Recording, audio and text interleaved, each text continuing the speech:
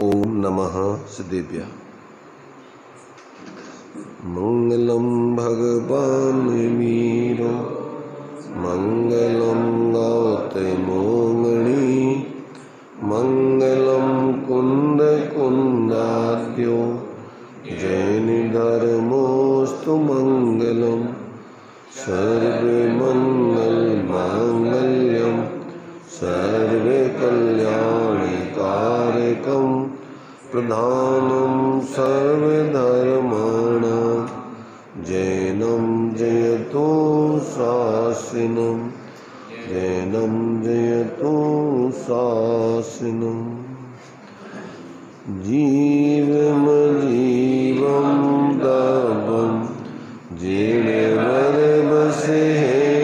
जैननी लिप्तं मेलिन्दविन्दवन्दं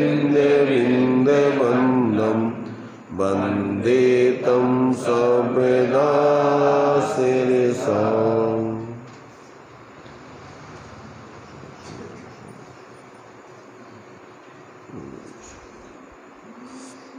बहुत ही सुंदर ग्रंथ है अपना ही। इसमें आचार्य देव ने इस विश्व की व्यवस्था को बतला करके आत्मा का प्रयोजन हित जिस तरीके से सिद्ध होता है उस बात को यहाँ पर ऊर्ध्व करके और अपने हित के मार्ग में लगाने की बहुत ही आत्मीय प्रेरणा दी है आचार्यों ने। इस ग्रंथ को क्या, वैसे तो सभी ज्ञानियों के ग्रंथ मंगलमय अपने स्वरूप से जुड़ कर के बहिर्मुक्ता का जीवन छोड़कर ऐसा आत्मिक धर्ममय जीवन जीने की प्रेरणा देते हैं। वास्तव में श्रीमद् जी का एक वाक्य है, सत्संग सर्व सुखों का मूल है और कुसंग सर्व दुखों का मूल है। सत्संग मूल में तो सत्स्वरूप अपना निस्वरूपात्म तत्व और उस निस्वरूप शुद्धात्म तत्व से जुड़ कर के जिन्होंने अपना जीवन जिया है, आनंदमय सुखमय शांतिमय धर्ममय, उनके वचन उनका संग व्यवहार से सत्संग है। क्योंकि लौकिक लोगों की संगति करने से और लौकिक कार्यों में ही उपयोग लगाए रखने से अपने लिए निरंतर राग द्वेष मोह के परिणाम होते रहते। उपयोग सत्संग से हटा नहीं कि मलिनता के काम, कसायों के काम, मोह राग द्वेष के काम अंदर में चालू ही हो जाते। श्रीमद् जी ने दिया कि देखते ही जहर चढ़ता है। मोही जीवों ने बाहर देखा नहीं कि राग द्वेष मोह के भाव पैदा हुए, जे अच्छा जे बुरा, जे अपना जे पराया, सब ऐसे व्यर्थ के विकल्प होते रहते। जबकि कुछ नहीं है, एक परमाणु भी किसी का नहीं है, न था न है न होगा। अब वो जब तक अंदर में अपन को अपना ऐसा स्वरूप भाषित नहीं हुआ तब तक तो अपने लिए बहुत ज़रूरी है कि अपन निरंतर अपने उपयोग को ऐसे सत्संग में रखें। जब अपने ऐसे सत्स्वरूप आत्मा से जुड़ जाएंगे तब तो अपन सावधानी 24 घंटे रखेंगे ही रखेंगे। परंतु जब तक वो स्थिति नहीं बनी है तब तक जो अपने से जुड़ने के माध्यम हैं, निमित्त हैं, उनका संग करना बहुत आवश्यक है। और ये नहीं करते हैं अगर, तो फिर 24 घंटे व्यक्ति व्यर्थ में ही मोह के भाव करके कसायों के कार्य करते हुए निरंतर परेशान रहता है, दुखी रहता है, आकुलित रहता है और आगे के लिए कुसंस्कार अपने जीवन में धारण करके और आगे के लिए चतुर्गति का पात्र बना रहता है। इसलिए ये अपन को इन ज्ञानियों के जितने भी अनुभवपूर्ण जीवन संबंधी जो वचन हैं, इन वचनों को अपने लिए वास्तव में सुन समझ करके निर्णय करके और जो इसमें प्रेरणा अपन को दी है अपने से जुड़ करके जीवन जीने की, उसको अपने जीवन में अंगीकार करने चाहिए जल्दी से जल्दी। क्योंकि जीवन अपने लिए बहुत अल्प है, ज़्यादा समय नहीं है यहाँ। और यदि अपन इस कार्य को नहीं करेंगे तो फिर पता नहीं कहाँ चले जाएंगे, कोई पूछने वाला नहीं है। इधर तुम कितने ही पुण्य के उदय में रह रहे हो, एक क्षण नहीं लगता है। अपन पढ़ते हैं पूजन में कि भूप कीड़ों में गया, मर कर के एक क्षण में मर कर के कहाँ चला गया, कीड़ों में पैदा हो गया। इसके अंदर जो है इस प्रकार की मायाचारी चलती रही, बाहर की एकत्र बुद्धि मूर्छा चलती रही, तो एक क्षण नहीं लगता और मर करके दुर्गति में पहुंच जाता है। इसलिए अपन को बहुत ही सावधानी की ज़रूरत है, सजगता की ज़रूरत है। जागृत होकर के अपन को अपने जीवन को सम्यक बनाने की ज़रूरत है। यहाँ के प्रपंचों में उलझने का टाइम नहीं है। तो ये जो है अपन को यहाँ आचार्य देव इन 14 गाथाओं में आत्मा का यानी अपना मूल स्वरूप क्या है और मूल स्वरूप से बाह्य संसार दशा में इस जीव की क्या स्थिति बन रही है, इन सब बातों को निश्चय व्यवहार से आचार्य देव ने समझा कर और प्रयोजन साधने के लिए अपन को देखो जीव के 5 भाव बतलाए। तत्वार सूत्र में सूत्र दिया है जीव के 5 भाव होते, औपसमिक छायकौ भावौ मिश्रस जीवस स्वतत्व मौदिक पारणाम कौच। अब इनमें से अपने लिए मूल जीव का त्रैकालिक स्वरूप जो पारणामिक भाव है वो सदा जीव का स्वरूप नित्य विद्यमान रहता है। उसमें किसी कर्म के उपशम क्षय उपशम उदय आदि की कोई अपेक्षा नहीं। वो जीव का स्वाभाविक भाव है, परिणाम है, उसको किसी के द्वारा माने किया नहीं जाता है। तो ऐसा जो मूल अपना भाव है वो आत्मा का मूल स्वभाव, वो जब तक जीव अपने उस मूल स्वरूप को नहीं जानता है, देखो उस मूल स्वरूप से जुड़ कर के ही फिर अपने लिए जो 3 भाव बतलाए, औपसमिक, सम्यक छायोपसमिक और छायक, ये भाव जीवन में प्रकट नहीं होते। ये तीनों भाव मोक्ष मार्ग और मोक्ष स्वरूप है। और औदिक भाव क्या है, संसार स्वरूप है, पराश्रित है, उसमें जीव अनादिकाल से रचपच रहा है। अब अपने पास साधन क्या है कि जिसके माध्यम से अपन अपने उस स्वरूप से जुड़ जाएं। तो वर्तमान में जो जीवों के पास सामान्य रूप से क्षयोपशम ज्ञान है, सभी जीवों के पास रहता है। क्षयोपशम ज्ञान के बिना कोई जीव नहीं है। अब वो मिथ्यात्व के साथ में उसमें उस क्षयोपशम ज्ञान में विपरीतता चलती रहती है। मिथ्यात्व के कारण से जो ज्ञान है तो वो आत्मा का स्वभाव, और उसी के माध्यम से आत्मा को अपन को ज्ञान में समझा जाता है। परंतु क्या है कि उस ज्ञान में अनादिकाल से विपर्यास चल रहा है मिथ्यात्व के कारण से। तो उस ज्ञान में क्या है कि जो भी संयोग आदि हैं उन संयोग आदि में संयोगी भावों में वो एकत्र बुद्धि चलती रहती, यही मैं हूँ। क्यों कि वो जो ज्ञान है वो तो आत्मा का स्वभाव है, और उसमें आत्मा निरंतर अपना एक रूप आत्मा व्याप्त रहता है। अब उस ज्ञान में जब तक इन सारे संयोगी भावों से अपन निर्णय करके और अंदर में अपने उस ज्ञान स्वरूप आत्मा का अनुभव नहीं करते, तब तक जो सम्यक छायोपसमिक औपसमिक छायक भाव हैं जो मोक्ष मार्ग और मोक्ष स्वरूप है।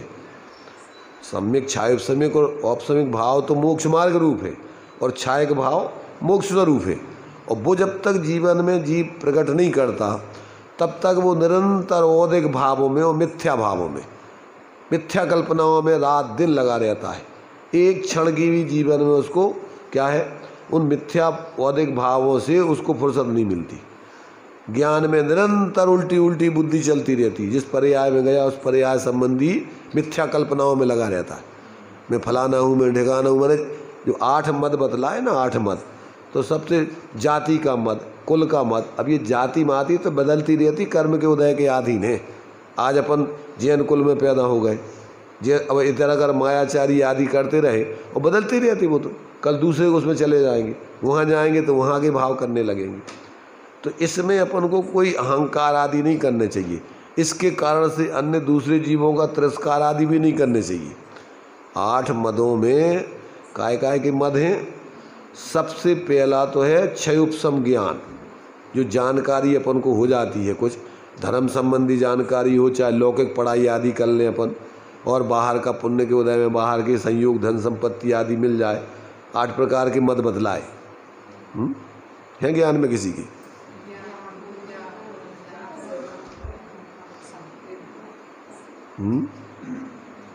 आठ प्रकार के मद हैं। मद माने होता है नशा, अपने को भूल जाता। जैसे मद होते ना, मद में व्यक्ति अपने को भूला रहता है नशे में। ऐसे ही इनमें अगर व्यक्ति को अहंकार है तो फिर अपने स्वरूप का उसको होश नहीं रहता है। तो ज्ञान पूजा, ज्ञानम पूजा कुलम जातिम बल रिद्धि तपो बपू अष्टावाश्रित मानित्यम स्मय माहुर गतस्मया। जो मान से रहित हैं ऐसे भगवान सर्वज्ञ देव ने इन 8 प्रकार के अहंकारों को मद कहा है, दंभ कहा है। कौन सी? अपने क्षयोपम ज्ञान में जो कुछ भी जानकारी, चाहे व्यवहार धर्म संबंधी हो और चाहे लौकिक पढ़ाई आदि की हो, उससे अपना मूल्यांकन करना कि मैं डॉक्टर हूँ, मैं इंजीनियर हूँ, मैं पंडित हूँ, मैं बहुत समझदार हूँ। ये क्या है सब? ये सब मद में आता है ज्ञान। और ये मद जैसा नहीं लगता है। ज्ञान के क्षयोपम में जानकारी करके उसका दंभ करने में अपन को ऐसा नहीं लगता कि जो गलत है उसका तो और अपन को बड़ा रस आता है और बड़ी महिमा करके बताते हैं लोग। हमारा लड़का MBBS है, MS है, फलाना है, वकील है। उसका दंभ वो तो उसको तो हो ही, पर संगे और जो उनके परिवार आदि उनको भी दंभ। अपन पढ़ते ना छेड़ाला में, पिता भूपवा मातुल नृपजो हो न तो मद ठाने। अपने क्या है, पिता के कुल में जो होवे अथवा माता के कुल उसमें जो जाति में होवे, तो हमारे मामा, हमारा चाचा, हमारे भाई, हमारा फलाना। अब इनके दंभ करता रहता है। क्या है ये? तो सब कुछ समय का मेला है। न भी तुम्हारे चाचा है, न दाई है, न माई है, न कुछ है। ये सब कुछ समय के हैं। और यहाँ जो दंभ करेंगे उससे दुर्गति हो जाएगी, तो फिर वो सब दंभ वंभ 1 मिनट में सब निकल आएगा, कोई पूछने वाला नहीं मिलेगा। तो ये जब तक ज्ञान में अपन को तत्व निर्णय नहीं होता तब तक अपना जीवन सहज सब जीवों से मैत्री भाव वाला नहीं चलता है। बोलते तो हैं अपन, मेरी भावना पढ़ के अगर जीवन में उतार लो तो सब शास्त्रों का सार आ जाएगा। कौन सा? मेरी भावना जाना। तो मेरी भावना का क्या अर्थ होता है?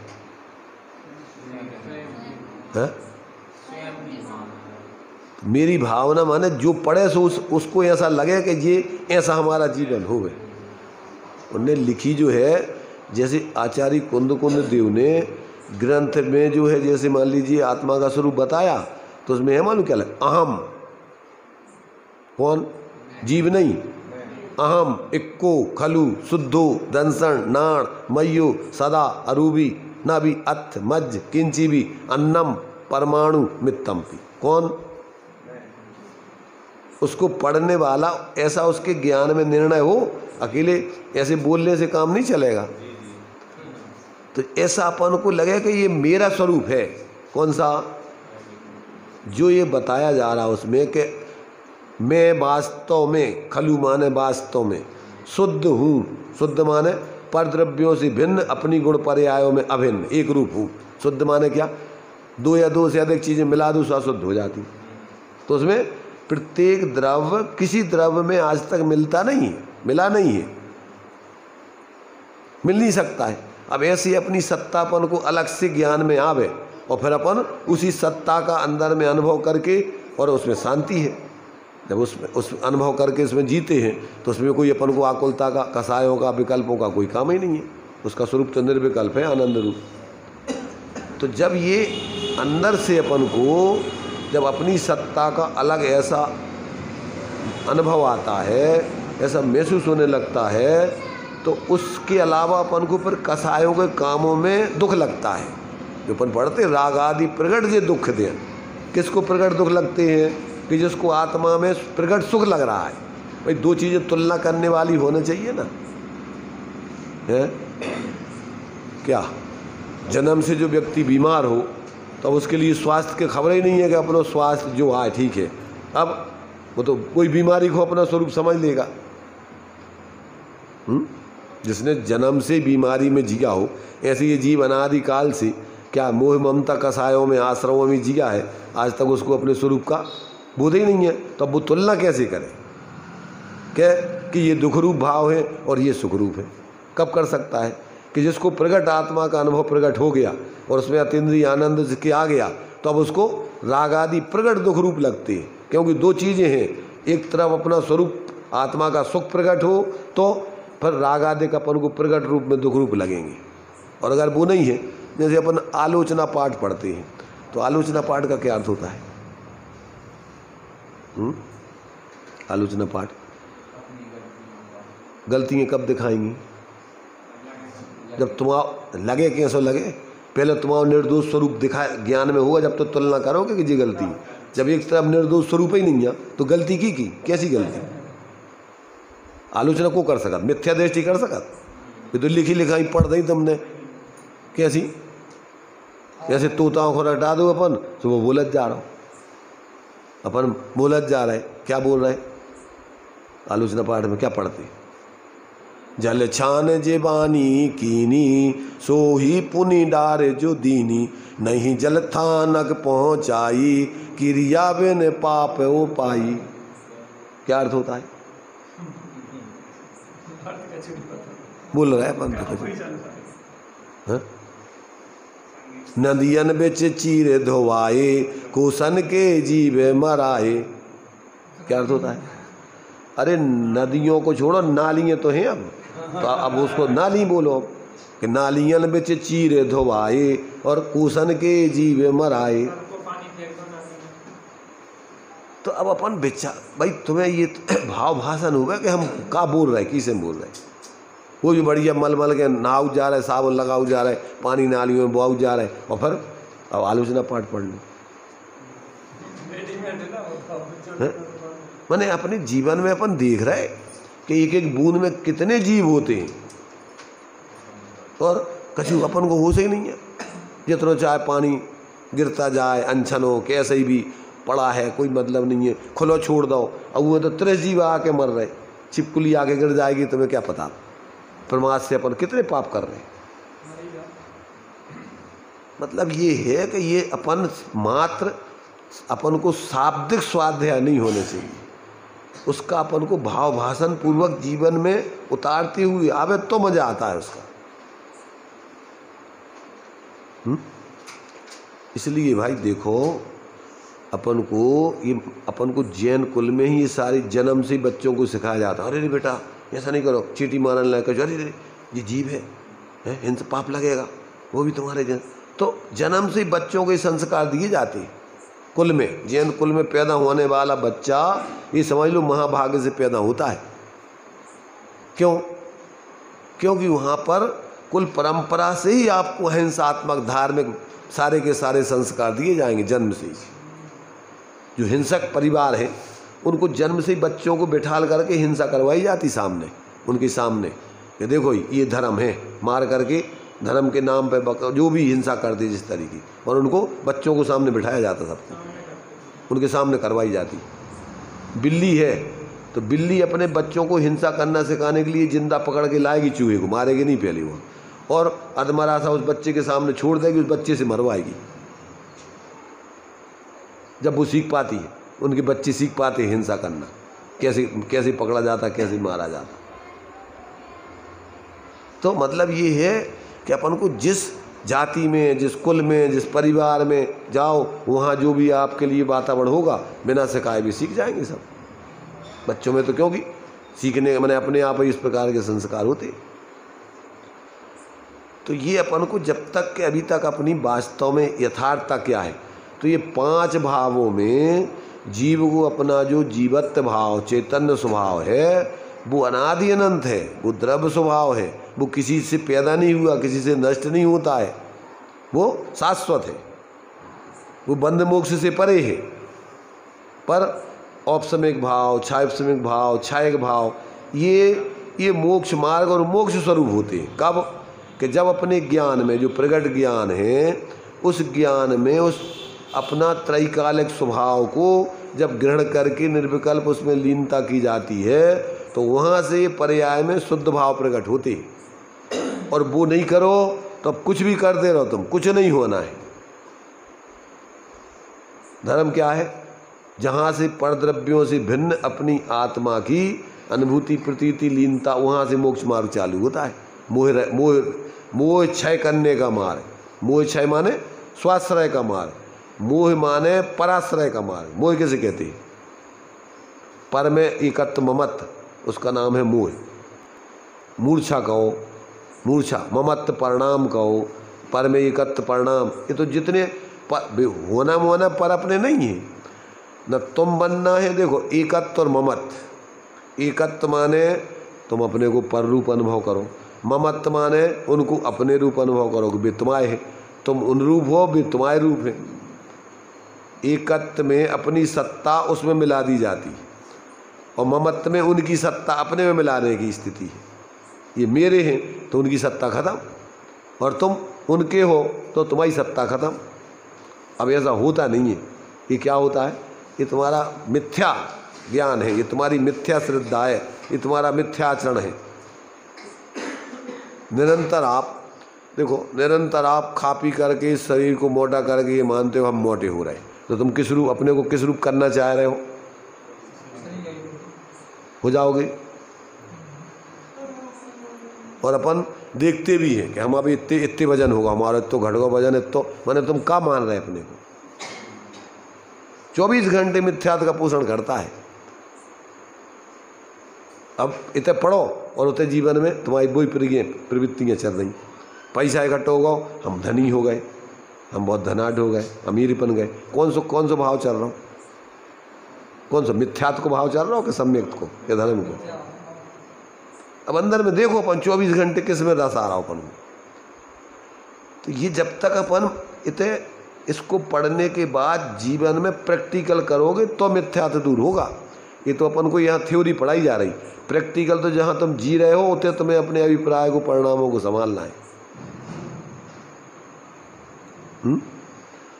नहीं आता समझ में क्या? नहीं, जीवन के तहत तुम आओ। जीवन के तहत 24 घंटे तुम आओ जीवन, जहाँ तुम हो तुम आओ जीवन। इधर बैठे थे तुम आओ जीवन, उधर चले गए उधर तुम आओ जीवन। तो कोई और कहीं बाहर में थोड़ी तुम्हें मिलने जीवन अपना। अब तुम अपने ज्ञान में, श्रद्धान में क्या मान के जी रहे हो? इधर बैठे हो तो क्या मान के तुम सुन रहे हो? अपने को क्या जान रहे हो? और अगर अभी तक अपन को असली रूप नहीं जाना तो अपने तो यही के लाने बताओ जा रहा हो कि तुम्हारा असली रूप जो है, जो तुम्हारा असली रूप नहीं है, जो तुम्हारी झूठी मान्यता है, मिथ्याभिप्राय है, अध्यवसान भाव सुबह पढ़ रहे अपन समय सार जी में। ये सब जितने भी तुम्हारे अध्यवसान भाव है वे अज्ञान मिथ्यात हैं, झूठे हैं सब। अब इस पे जब तक अपन को देखो, पहली चीज़ तो ज्ञान नहीं हो और फिर उस पर विश्वास नहीं आए और फिर अपने सम्यक जीवन जीने का संकल्प नहीं करो और संकल्प करके उस पर पुरुषार्थ नहीं करो, तो आगे आगे आगे काम अपने कुछ होने वाले नहीं है।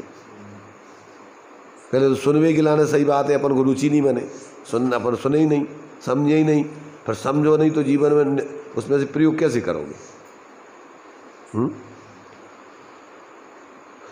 आप लोगों ने स्कूलों में पढ़ा होगा, विद्या ददाति विनयम, विनयात याति पात्रतम, पात्रत्वात् धन मापनोति, धनात् धर्मम, ततः सुखम। पढ़ा नहीं पढ़ी है?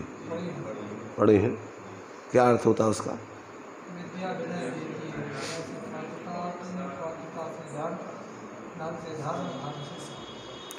देखो अपन ने पढ़ लो है तो वो कार तो विद्या 2 प्रकार की होती है। विद्या कितने प्रकार की होती है? एक होती है भाव तरने की विद्या और एक होती है पेट भरने की विद्या। कला 72 पुरुष की, तामे 2 सरदार, और एक जीव की जीविका और एक जीव उद्धार। अब अपन बाहर में स्कूलों में जो भी पढ़ेंगे तो वो तो पेट भरने की विद्या है। अब उसे तुम्हें धर्म हो जाए, उसे तुम सुखी हो जाओ, देखो उसमें भी मर्म है। उसमें भी देखो दोनों, लौकिक दृष्टि से उसका अर्थ और पारमार्थिक दृष्टि से अर्थ, दोनों तरीके से लगाओ, उसकी दोनों तरीके से सिद्धि होती। अभी अपन ने उस तरीके से विचार नहीं किया होगा कभी। देखो विद्या माने क्या होती? ज्ञान, ठीक है ना? विद्या माने क्या? ज्ञान।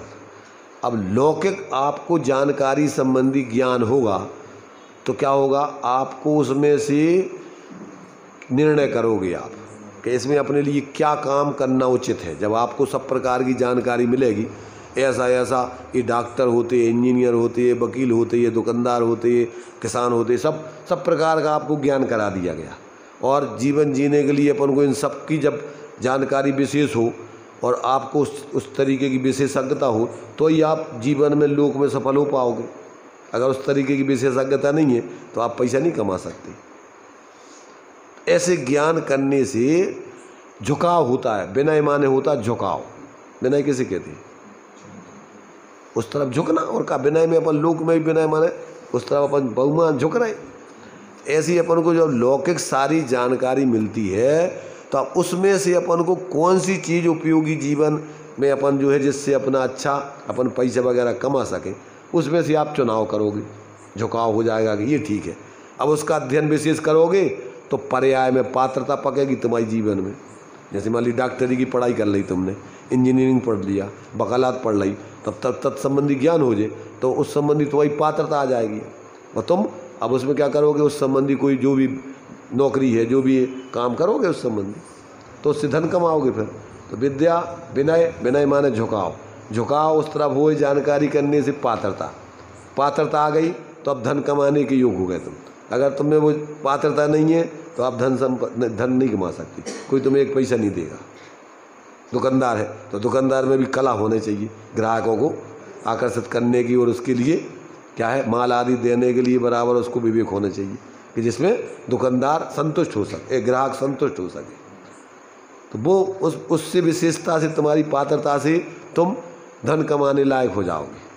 तो विद्या से विनय से पात्र होगे तो धन कमा लोगे। जितना योग व्यक्ति होगा जिस विषय क्षेत्र का, उतना वो पैसा कमाने की उसके लिए पात्रता मानी जाती। तो उससे क्या होगा कि उससे धन कमा लेगा।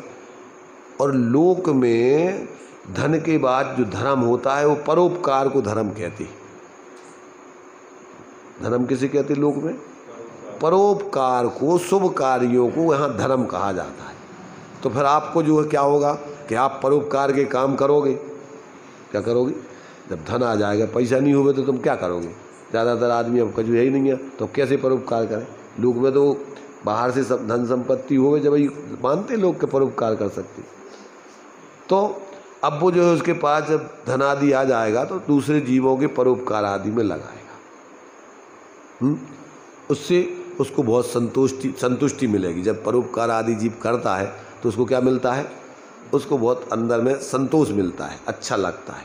तो जिसको लोक में धर्म कहते हैं ना, धर्म क्या है? धर्म माने यही परोपकार, और परोपकार करने से उसको सुख माने संतोष।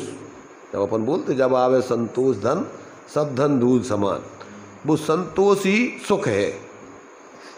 धर्म करने से जो आपको संतुष्टि मिलेगी वो आपके लिए क्या करेगी? माने अंदर में एक संतोष देगी। उसका नाम लोक में सुख माना जाता है कि भैया अपन ने चलो ज़िंदगी में ये काम किए हैं, जो भी परोपकार जो भी है, माता पिता के, परिवार के, समाज के, देश के, जीवों के, जो भी, तो उसमें आपको एक लोग भी मानेंगे भैया ये बहुत बड़ा धर्मात्मा जीव है।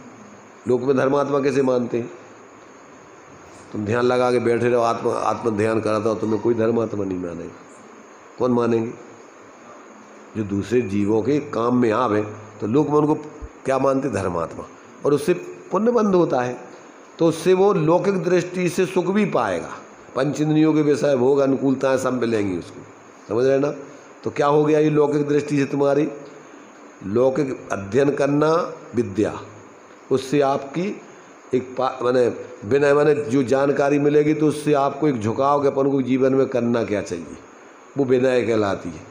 उस प्रकार के झुकाव से आपके जीवन में पात्रता आएगी, और पात्रता आ जाने से आप धन कमाने के लायक हो जाओगे। डॉक्टर बन गए, इंजीनियर बन गए, वकील बन गए। खेती की भी पढ़ाई होती है, एग्रीकल्चर में उसमें भी पढ़ाई होती है बहुत, उसमें भी आप वैज्ञानिक तरीके से करोगे तो उसमें भी आप अच्छे से धन संपत्ति कमा सकते हैं। तो ये जो है इससे धन से धर्म, व्यवहार में परोपकार आदि, और उस परोपकार आदि से लौकिक दृष्टि से सुख, इसमें पहुंच गए आप। अब ये हो गया लौकिक दृष्टि वाला तुम्हारा इन सब चीज़ों में, विद्या से कहाँ तक पहुंचना है, सुख तक, ठीक है ना। अब इसको लगाओ आध्यात्मिक दृष्टि से, पारमार्थिक दृष्टि से। ये तो हो गई तुम्हारी पेट भरने वाली और लौकिक व्यवहार की धर्म वाली व्यवस्था। अब इसको लगाओ ये आध्यात्मिक विद्या, आत्मकल्याण करने वाली विद्या। अब इसको समझोगे, पढ़ोगे तो आपका एक दृष्टिकोण बनेगा, झुकाव। विनय बोलते माने क्या, नए दृष्टिकोण। नए किसे बोलते, दृष्टिकोण को। तो आपका एक दृष्टिकोण बनेगा। क्या दृष्टिकोण बनेगा कि अपना भला इस प्रकार के कार्य करने से होगा। मैंने अपने उस निःशुद्धात्म तत्व की अपन को अनुभव करके उसमें लीनता करने से सुख होगा, ये निर्णय बनेगा। अध्यात्म विद्या पढ़ोगे इसको तो क्या निर्णय पे पहुंचोगे, सुखी होने के उपाय की तरफ तुम्हारा झुकाव होगा कि नहीं होगा। नहीं आ रहा, समझ में नहीं आ रहे, क्या आ रहा। इस श्लोक का जो नीति में अपन को श्लोक पढ़ाया जाता है उसका दो तरीके से हम अर्थ समझा रहे। अभी पूछेंगे सबसे, लौकिक दृष्टि से किस प्रकार से विद्या ददाति विनियम विनियात याति पात्रतम पात्रत्वात् धन आपनोति और धनात् धर्मम और ततः सुखम। कितनी चीज़ें हो गई, कितनी चीज़ें हैं इसमें, विद्या, विनय, पात्रता, धन, धर्म, सुख। कितनी चीज़ें हो गई, 6 चीज़ें हो गई। ये लौकिक दृष्टि में अपन को हमने समझा दिया, ये समझ में आ गया कि कैसे आप वहाँ तक पहुँचेंगे। अब यहाँ लगाएंगे आप पारमार्थिक दृष्टि में। विद्या माने आत्मकल्याणकारी जानकारी, ज्ञान, ठीक है ना। इन शास्त्रों के माध्यम से आपने पूरा का पूरा आत्महित संबंधी सब चीज़ें आपको बताई जाएंगी। उसमें से क्या होगा फिर, अब हमारा हित किस दृष्टिकोण से, किस प्रकार के जीवन से बनेगा, आपका झुकाव होगा उस तरफ। झुकाव होगा तो पर्याय में पात्रता पकेगी। अब झुकोगे नहीं उस तरफ, रुचि नहीं ले जाओगे, पुरुषार्थ नहीं करोगे उस तरफ लीनता, तो पर्याय में पात्रता आ जाएगी, नहीं आएगी ना। तो अब जब आपको उस तरफ झुकाव होगा तो पर्याय में पात्रता पकेगी। पर्याय की पात्रता होगी तो अपने लिए स्वरूप आत्म रूपी धन प्राप्त होगा। कब मिलेगा, जब पर्याय की पात्रता आ जाएगी तो स्वरूप की उपलब्धि होगी, स्वरूप की उपलब्धि रूपी धन मिलेगा। जब स्वरूप की उपलब्धि रूपी धन मिलेगा तो पर्याय में धर्म प्रकट हो जाएगा। क्या प्रकट हो जाएगा, हो जाएगा कि नहीं हो जाएगा, आ रही है समझ में। और जब पर्याय में धर्म प्रकट हो जाएगा तो तुम क्या हो जाओगे, सुखी हो जाओगे, आनंद में हो जाओगे। ऐसा अर्थ अपन ने समझा क्या, नहीं समझा, ना पहले ही का समझा ना दूसरे ही का समझा, पढ़ लिया अकेला, बस पढ़ा दिया। तो बच्चों के लिए स्कूलों में ये सब नैतिकता के जो है श्लोक वगैरह पढ़ाए जाते थे सब। तो अब उसमें अपन को, अब विद्या जाने पर, ज्ञान हो जाने पर व्यक्ति विनयवान हो जाता है। लौकिक दृष्टि से तो अपन को ये है। अब देखो,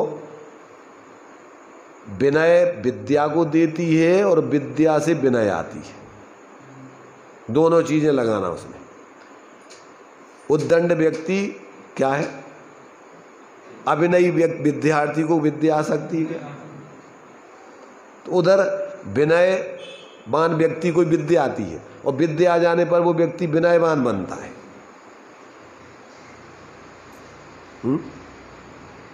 ऐसे ही सब जगह लगा लेना है। तो अब ये जो है, ये चीज़ें अपन को जब तक अपन समझे नहीं तब तक क्या है कि अपन अपने जो जी रहे हैं अनादिकाल से जैसी मूढ़ताओं में, अब उसी जीवन में अपनी ज़िंदगी बस पेट भरने वाली व्यवस्था एक प्रकार से बस उसी में ज़िंदगी पूरी कर लेते हैं, काय में कर लेते हैं। वर्तमान पर्याय की व्यवस्थाओं में ही पूरा जीवन पूरा बर्बाद कर देते, और वो व्यवस्थाएं तो उदय प्रमाण बनती हैं, बन ही नहीं पाती। देखो, पुण्य का उदय हो तो कुत्ते रईसों की गाड़ियों में, बंगलों में, और उन मालिकों से भी नहाते हैं, उनको नहलाते हैं, धुलाते हैं, खिलाते हैं, गोदी में बैठा के ले जाते हैं गाड़ी में। वे नौकर बने हुए हैं, गाड़ी चला रहे, और वे कुत्ते उनकी कंधे पे बैठे हैं, गोदी में बैठे हुए चले जा रहे हैं। कहाँ से मिला उनको ये सब चीज़ें, अपन क्या सोचते हैं कि हम करेंगे सब, हम माली तो हमें सब व्यवस्थाएं बनेंगी। सोचो, आपके परिणामों में पवित्रता होगी, विशुद्धता होगी, तो ये व्यवस्थाएं तो आपके आगे पीछे घूमेंगी। अपन परिणामों की शुद्धि की तरफ ध्यान नहीं देते और संयोग और भोगों की तरफ दौड़ लगाते रहते। परिणाम कैसे बिगाड़ देवे, परिणाम अपने चाहे कैसे मलिन होते रहे, मायाचारी करके, झूठ बोल के, लोभ करके, सब कुछ कर करा के अपन धन संपत्ति, संयोग, भोग, इनके पीछे पड़े रहते। कैसी बुद्धि है अपनी? समझदारी की बुद्धि है कि मूर्खतापूर्ण बुद्धि है? सोचो, अब अपने पास टाइम कहाँ है? अगर अपन देखो ये सब चीज़ों का अपन निर्णय नहीं करोगे तो पशुओं से भी बदतर जीवन है मनुष्यों का। पशुओं के लिए तो पेट तक सीमित है, पेट भर गया और वो निश्चिंत होकर बैठ जाते, और अपन पेट मीट की व्यवस्था तो बहुत थोड़ी है, पेट के लाने टाइम ही नहीं है अपन को खावे, दौड़े फोड़े आते हैं जल्दी फल्दी और जल्दी करो दौड़ लगा के भाग जाते। इसलिए देखो भाई, यहाँ अपन को जिन आचार्यों ने अपना बहुत ही श्रेष्ठ आत्मिक जीवन जिया है, अपन को विधियाँ यहाँ पर अनुभवपूर्ण विधियाँ उन्होंने बतलाई हैं, और इनको जब तक अपन नहीं सुनेंगे समझेंगे तब तक अपना जीवन यूं ही पता ही नहीं पड़ता कब पूरे हो जाते। समझ रहे ना? पाप को उदय हो गए, उसकी सेटिंग सोचते ही सोचाते में ज़िंदगी पूरी हो जाती। एक आध मकान ही नहीं बना पाते, वो आयु पूरी हो जाती। और कदाचित दुर्बुद्धि है तो अपन ने पैसा कमा भी लाए तो मिनटों में अपन इधर उधर लगू करके वो बर्बाद कर देंगे।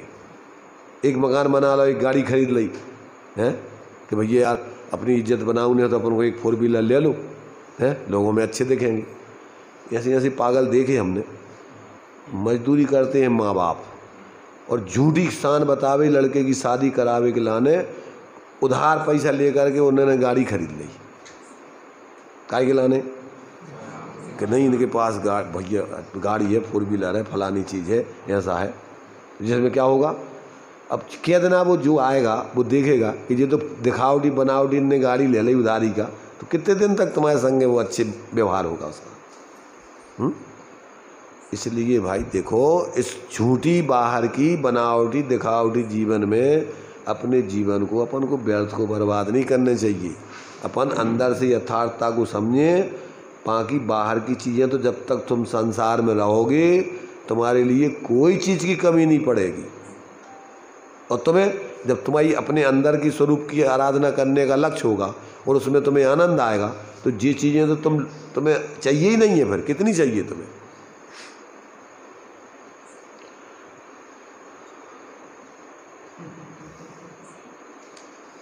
गाथाएं पढ़ते हैं, प्रमाद आने लगता है, सुनते सुनते अपन को क्या है, अपना उपयोग लगाने के लिए कोई ना कोई विषय ऐसा चाहिए जिसमें अब ये चीज़ें अपन को तो याद रहती नहीं है। अभी तो सुन ली और सुनने के बाद इतने से निकले सब बाहर की झड़ गई।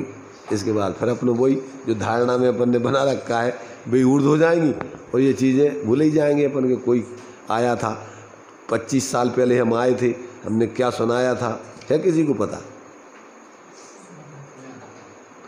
ऐसे नहीं पता इनको है? मेरी भावना चली थी, पाठ है ध्यान में तुम्हारे? फिर तुम्हारी भावना बनी क्या नहीं बनी? मैं हमारी तो मेरी भावना चली थी, तुम्हारी भावना बनी क्या नहीं बनी?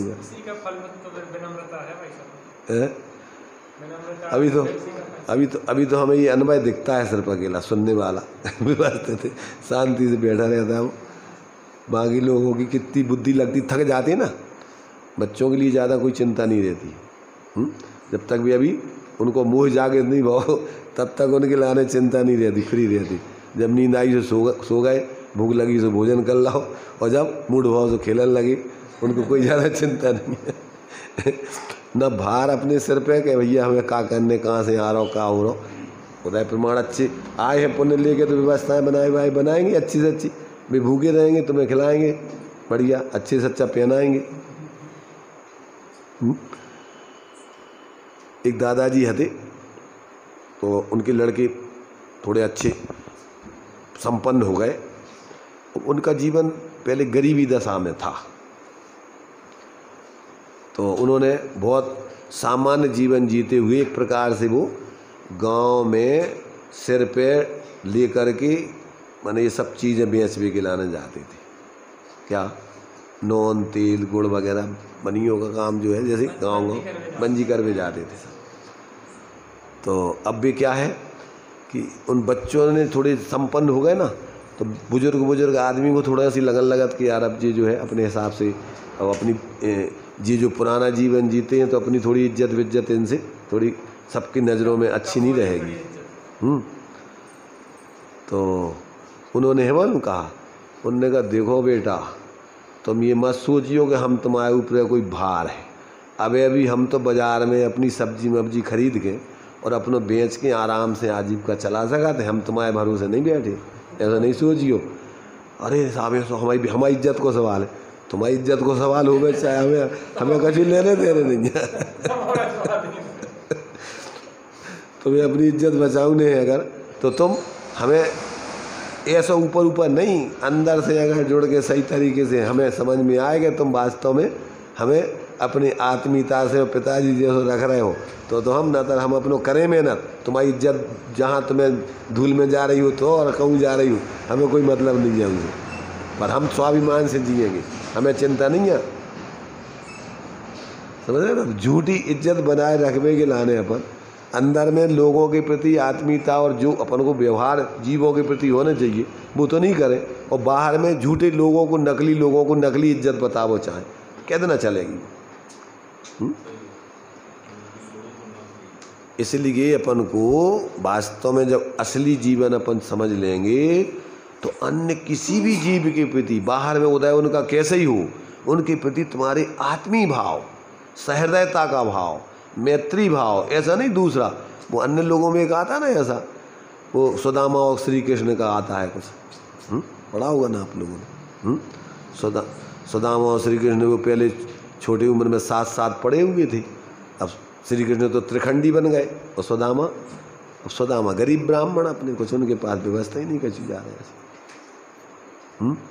तो अब ऐसा लगता है कि छोटे पुराने जैसे मित्र हुए वो गरीब हुए तो उनसे मिलने में भी अपन को थोड़ी क्या हिचकिचाहट लगती है कि अरे इनके कैसे मित्र हैं जी। परंतु जब वो उनकी पत्नी ने कहा कि भैया देखो तुम्हारे मित्र हैं और इतने बड़े बन गए हैं, तुम कम से कम उनके यहाँ मिल जाओ कछु तुम्हारी परेशानी मिट जाए, तो बेस बहुत उनको शर्म है, माने अपना इज्जत वाला विवेकी व्यक्ति तो वो ऐसा थोड़ी चाहता कि हमें कहीं दूसरों से अपेक्षा रख करके हम जाएं। नहीं तुम अपने मित्रों से मित्र से तो मिल के आओ। जब मित्र से मिलने आए वो तो उन्होंने अब गरीब स्थिति वाले थे थोड़े से, उनकी जो वो क्या बोलते हैं कंधा पे टांग लेते हैं गमछा या तौलिया वगैरह थी, उस तौलिया में एक गांठ में थोड़े से चावल के, भैया इतने बड़े आदमी से मिलवे जा रहे हैं तो थोड़ा कछु उपहार तो ले जाने चाहिए मिलवे के लाने उनसे। तो उन्हें अपने थोड़े से चावल बांध दिए तौलिया में पीछे उनकी पत्नी ने। अब जब जी पहुँचे तो देखा उनको, अरे हमारे मित्र आए। तो उनको तो क्या है कि महान लोग होते हैं तो वे क्या है कि वे ऐसा नहीं करते कि ये गरीब हैं तो ऐसा उनके संग, वे आए तो बड़े आव भगत के साथ उनको बुला करके अपने पास में बिठाया और उन्होंने कहा भैया बताओ हमारी भाभी ने क्या हमारे लिए कुछ भेजा है कुछ के नहीं। अब वे तो शर्म के मारे अब क्या बताएंगे, नहीं कुछ ना कुछ तो ऐसा नहीं हमारी भाभी ऐसा नहीं भेज सकती। उन्होंने बताना तो नहीं चाहा, परंतु उनने जो है उनने देखा कपड़े तौलिए निकाल के देखो ये है बंधा, देखो हमारे माने क्या माने उन्होंने जो है कोई भी चीज़ हो प्रेम की आत्मीयता की चीज़ होती है तो वो एक अलग चीज़ होती है। तो उनको मतलब ये है कि पूरा मान सम्मान दे करके और उनके लिए जो भी व्यवस्थाएं थी पूरी की उनकी व्यवस्थाएं सेट कर दी। तो मतलब मित्रता तो उसी को कहते हैं कि जिसमें अपने मित्र के प्रति अभिन्नता अनन्यता भाषित हो कि भैया कोई दूसरे नहीं है तो इनकी समस्या हमारी समस्या है। इसलिए जब व्यक्ति को वास्तव में अंदर से आत्मीयता होती है और जिसकी जीवन में धर्म होता है वो जीव मात्र को ऐसा समझता है कि आज इनकी दशा है तो ये तो उदय की स्थिति है बदलती रहती हैं। आज हम दम्भ करेंगे पाप को उदय आ जाएगा, हम 2 मिनट में नीचे आ जाएंगे, ऊपर आ जाएंगे। इसलिए वो बाहर के संयोगों से बाहर के झूठे पद से पुण्य के उदय आदि में दम्भ नहीं करता है, बड़ी निर्माणता से आत्मीयता से सब जीवों के साथ व्यवहार और फिर अंदर में अपने चूंकि शांति तो मिलती है अपने स्वभाव के जीवन में, कसायों के जीवन में संयोगों में शांति थोड़ी रखी है। तो ऐसा ज्ञानी व्यक्ति तो हर परिस्थिति में, चाहे वो पुण्य का उदय हो चाहे पाप का, दोनों में वो प्रभावित नहीं होता उनसे। जो अपन पढ़ते ना ज्ञानियों का कि पुण्य पाप फल माय हरख बिलखो, वो तो प्रेरणा है, शिक्षा है। पर ज्ञानियों का जीवन ऐसा ही होता है। कैसा कि वो पुण्य के उदय में हर्ष करके दम्भ में नहीं आता है, और पाप के उदय में दीनहीन होकर के, और वो अपने को कमज़ोर नहीं समझता है। सहज अपने स्वरूप से जुड़ के बढ़िया अपना जीवन, आत्मिक जीवन, स्वाभाविक जीवन जीते हुए अपने मानव जीवन को या जो भी जीवन हो उस जीवन को आगे क्रम से पूर्ण अपनी उस वीतराग दशा की ओर बढ़ाता है। ऐसा अपन को जो है इन ज्ञानियों ने जो जीवन जिया पूर्वकृत, उनके जो भी उदय रहे हो और जो भी परिस्थिति बनी हो उससे वो विचलित नहीं होते। और यही धर्मात्मा का लक्षण है। पुण्य के उदय में तो सब दिखाते धर्मात्मा जैसे, और पाप का उदय आने पर व्यक्ति क्या है इधर उधर होने लगते, परिणाम बिगाड़ने लगते। तो ये अपन को जो है अभी जो 7 गाथा तक की अपन ने कल चर्चा कर ली थी, जिसमें जीव का मूल स्वरूप क्या है और परिस्थिति जन्य स्वरूप क्या है, इन सब बातों को ये 9 तरीके से अपन को समझाया जा रहा है। तो जीवो उपभोगमो अमुत्ति, ये अमूर्तिक पने का अपन ने 7वीं गाथा में कल पढ़ा था। देखो इसको फिर से अपन पढ़ लेते हैं। इसमें क्या दिया था? वर्ण रस पंच गंधादो,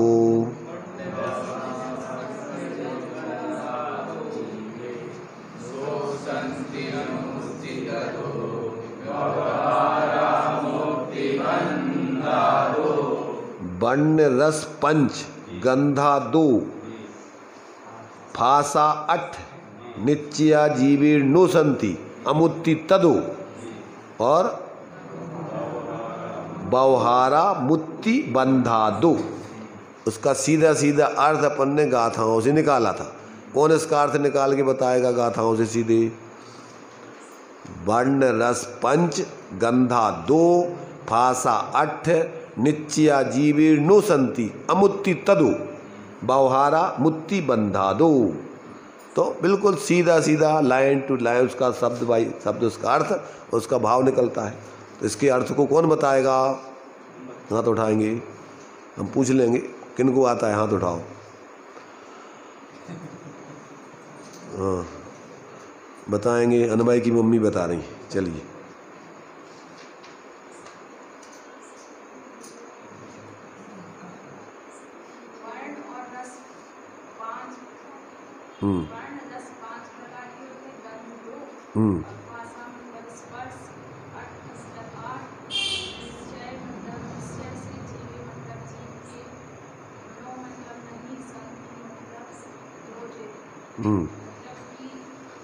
नहीं अब हाँ नहीं, तदो माने इसलिए अमुत्ति, जब ये जो पुद्गल के गुण धर्म हैं जब निश्चय से आत्मा में नहीं होते हैं तो आत्मा को ये अमूर्तिक पने का अधिकार है ना। जीवो उपभोग अमुत्ति, तो अमूर्तिक सिद्ध करना है इसमें।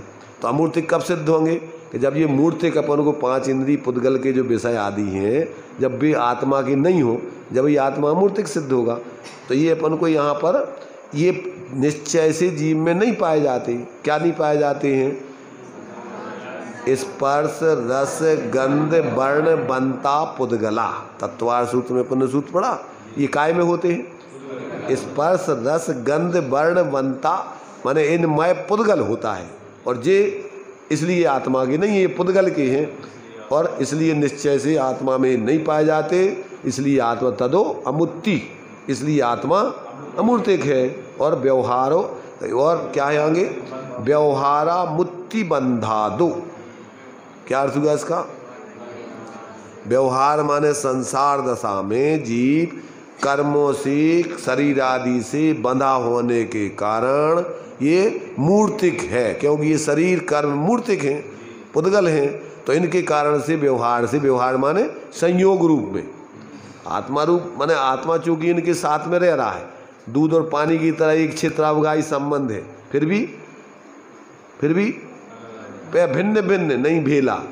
भले दूध और पानी मिल गया परंतु एक नहीं हो गए, अलग अलग फिर भी हैं। ऐसे ही आत्मा व्यवहार से क्या है?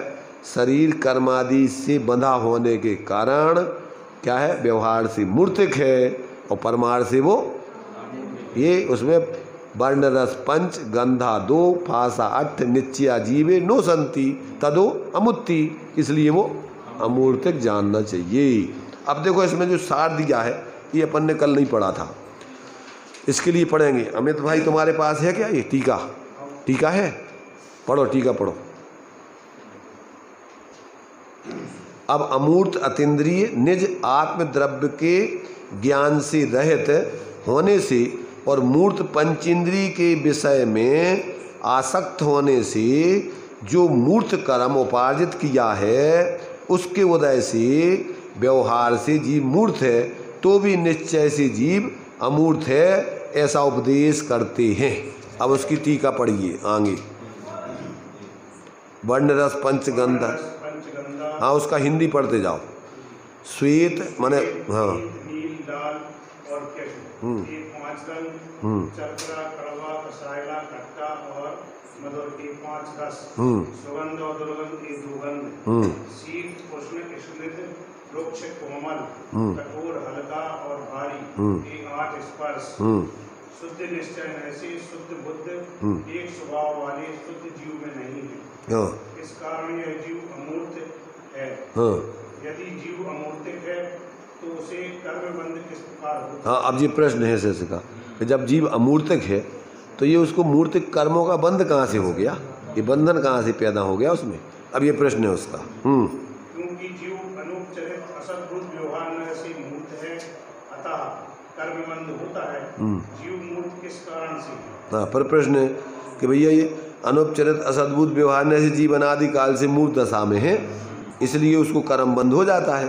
तो कहते हैं वह मूर्त किस प्रकार से हो गया, ये मूर्त किस कारण से? हाँ, ज्ञानादि की उपलब्धि जिसका लक्षण है, ऐसे मोक्ष से विलक्षण अनादि कर्म बंधन के कारण जीव मूर्त है। अब उसने क्या क्या किस कारण से बता रहे कि इस जीव ने अपने उस अनंत ज्ञान आदि की उपलब्धि जिसका लक्षण है ऐसे मोक्ष को प्राप्त नहीं किया, इसलिए क्या कर रहा है वो, इससे विपरीत अनादि कर्म बंधन के कारण से जीव मूर्त दशा में पड़ा हुआ है।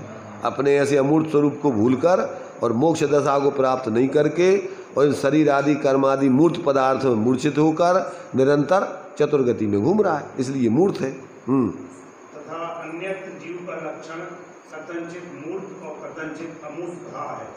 वह इस प्रकार है, कर्म बंध प्रति जीव की एकता है। एकता मतलब एक क्षेत्र अवगाही संबंध वाला एकता। और लक्षण से उसकी भिन्नता है। लक्षण से देखो तो उनके एक एक दूसरे के अलग अलग लक्षण हैं। एक अंश से जीव की अमूर्तिपना नहीं है। हाँ, माने तुम सर्वथा कहो कि जीव अमूर्त कही है, मूर्त मानो ही नहीं, तो फिर संसार का अभाव करके फिर मोक्ष दशा पाने के लिए प्रयत्न नहीं करोगे। जब हम मूर्त ही हैं, हमें बंधन है ही नहीं, तब काय के लाने मोक्ष की सिद्धि करना।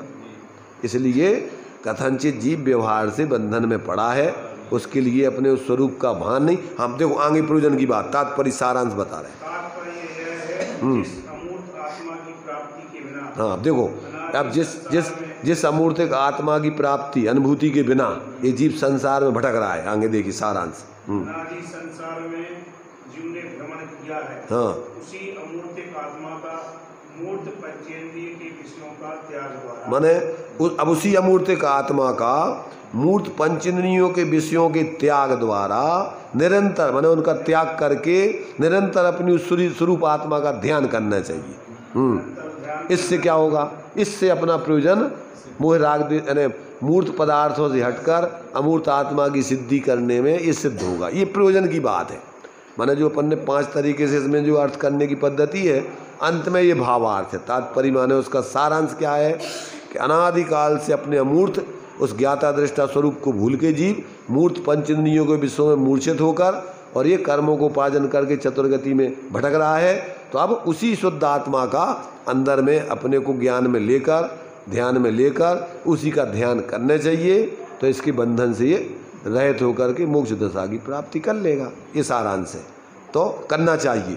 इस प्रकार भट्ट और चार्वाक मत के प्रति अमूर्त जीव की स्थापना की मुख्यता से जो लोग ऐसा नहीं मानते हैं, मिथ्या दृष्टि सभी मत वाला होता है, समझ रहे ना, कारक हो कहूँ कोने मोक्ष देखो, अपन खाओ पियो मस्त रहो तो और का है, तो ये चार्वाक यहाँ है।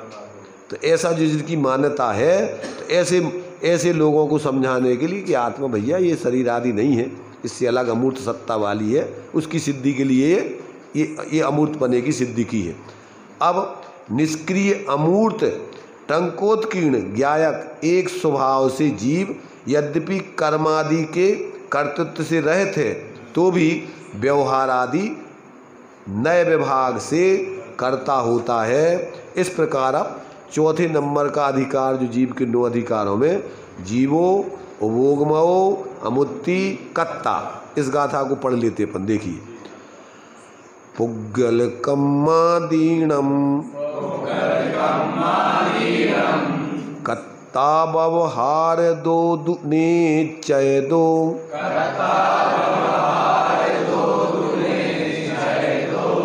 चेदन कम्माणादा शुद्ध नया शुद्ध भावाणम पुग्गल कम्मादीनम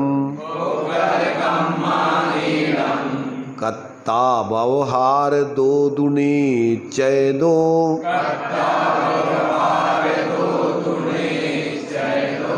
चेदन कम्माणादा शुद्ध नया शुद्ध भावाणम। देखो, उस लाइन में से ही सीधा एक लाइन में एक अपन अर्थ भी पढ़ देते हैं ताकि अपन को ये गाथा और उसका भाव भाषण रहे। अब ये कह रहे हैं कि पुग्गल कम्मादीनम कत्ता व्यवहार दो। क्या कह रहे? व्यवहार से ये आत्मा पुद्गल आदि कर्मों का करता है और निश्चय दो निश्चय दो, और दो माने और, निश्चय दो माने निश्चय से, तो चेदन कम्माणादा आत्मा अपने चेतन भावों का करता है। कौन से चेतन भाव? जो भी आत्मा में होते हैं। तो अभी अपन को जो रागादिक विकारी भाव होते हैं आत्मा के, अशुद्ध निश्चय से जीव उन्हीं का करता है। ये ऊपर तो बताया जो पुद्गल आदि कर्मों का करता कैसा है, ये व्यवहार से है। एक क्षेत्रावगाही कर्म आदि शरीर आदि का अनुपचरित असद्भुत व्यवहार से, और बाहर में घड़ा मकान आदि का करता ये उपचरित असद्भुत व्यवहार से। तो ये तो असद्भुत व्यवहार नय से करता है इनका, और निश्चय से माने अशुद्ध निश्चय से अपने चैतन्य भावों का करता है, और शुद्ध नया शुद्ध भावाणम, और शुद्ध निश्चय से तो जीव अपने शुद्ध स्वरूप के भावों का करता है, वो इनका करता नहीं है। ये अपन को माने आचार्य देव ने माने क्या क्या वो करता है, निमित्त आदि में क्या करता है, और अशुद्ध भावों में क्या करता है, और अंदर में अपने स्वरूप को ग्रहण करके कैसे शुद्ध भाव। तो ये सब एक प्रकार से गाथा में इस सारा का सारा आगे टीका में भी खुलासा करेंगे कि कैसे कैसे वो करता है। फिर तो अभी तो गाथा के आधार से अपन को सीधा अर्थ आने चाहिए। पुग्गल कम्मादीनम, पुद्गल कर्म आदि, दीनम माने आदि, तो पुद्गल कर्म आदि का कर्ता व्यवहार से है। दो माने और, निश्चय दो चेदन कम्माणादा, निश्चय से तो आत्मा अपने चेतन भाव अशुद्ध भाव रागादिक भावों का करता है अशुद्ध निश्चय से, और शुद्ध नया शुद्ध निश्चय से तो जीव अपने शुद्ध भावों का करता है, अन्य किसी का करता नहीं है, ऐसा जानना चाहिए। तो इस प्रकार आत्मा व्यवहार से पुद्गल कर्मादिक का करता, निश्चय से चेतन कर्मों का करता, और शुद्ध नय से शुद्ध भावों का करता है। ऐसा उसको एक चेतन भाव बोल रहे हैं ना, भाव कर्म बोलते जिसको, चेतन भाव माने भाव कर्म जीव के, तो उन चेतन भावों का करता जीव अशुद्ध निश्चय से है। तो क्योंकि निश्चय की सामान्य से कह दिया उनने, निश्चय से माने अभेद निश्चय, उसी एक द्रव्य के कार्यों को उसी द्रव्य के कहना, उसका नाम निश्चय है। अब वो कितने प्रकार के निश्चय हैं? 4 प्रकार के निश्चय अपन ने चर्चा की थी। अशुद्ध भाव भी निश्चय से, एक देश शुद्ध भाव भी निश्चय से, पूर्ण शुद्ध भाव भी निश्चय से, और पारिणामिक भाव भी निश्चय से। तो परम शुद्ध निश्चय नय, साक्षात निश्चय, अशुद्ध निश्चय, एक देश शुद्ध निश्चय और अशुद्ध निश्चय, ये सब निश्चय से आत्मा इनका करता है। वास्तव में तो वो निमित्त की अपेक्षा निमित्त नैमित्तिक विकारी भावों की तरफ से कथन वो कर्म आदि का करता है। नए की बात भी नहीं आवे, लेकिन जो कथन है उसके हिसाब से नए अपने आप लग जाए। हैं? हाँ, वो तो जो कथन अपन बोल रहे हैं तो उसमें से भाव अपन को निकाल लेने चाहिए कि जिस विवक्षा से जो बात कही जा रही है तो वो लगा लो। निश्चय से कह रहे तो निश्चय में अब भाव कौन सा बता रहा है, जिस भाव को बता रहे हैं उस भाव का वो निश्चय लगाना। सामान्य से निश्चय कह दिया कि भैया सब मनुष्य हैं, तो अब मनुष्यों में भी अब लगा लेना कौन कौन से मनुष्य हैं, फिर जाति लगा लो, फिर उसमें तुम्हारी जो है स्त्री लगा लो, पुरुष लगा लो, नपुंसक, सब फिर उसमें वो मनुष्य कह दिया तो उसमें अब कौन से मनुष्यों की बात कर रहे, तो उसमें फिर भेद प्रभेद तुम करते जाना सब जितने होते। चलिए, सामान्य में शेष गर्भित हो जाता है। तो इस प्रकार से अपन को ये क्या है, ये 8 गाथाओं तक का अपन ने सामान्य से अभी पढ़ लिया है। तो इस प्रकार अपन को ये ध्यान में रहना चाहिए। क्या रहना चाहिए? बहुत सुंदर गाथा है। एक एक बार अपन थोड़ा माने डेली का डेली एक एक गाथा को टाँक लें, 2 लाइनें लिख करके, और जहाँ भी रहते हैं और रुचि हो गए। हम बता रहे हैं ना कि तुम्हारे से 6 डाला कार छापा नौकरी करते करते में 50-60 श्लोक डेली याद कर लेते थे, डेली वो और जीवन में उतार लेते थे उसको। इसलिए रुचि की बात है ये, तो जिसकी जो रुचि होती है वो चीज़ उसके जीवन में फिर कहीं नहीं जा सकती। तो इस प्रकार से ये अपनी चर्चा अपन यहीं विराम लेते हैं, टाइम अपना हो गया है। ये ग्रंथ रोज को याद कर लेते हैं। वो तो उनकी छंद वगैरह जो भी वो बनाते थे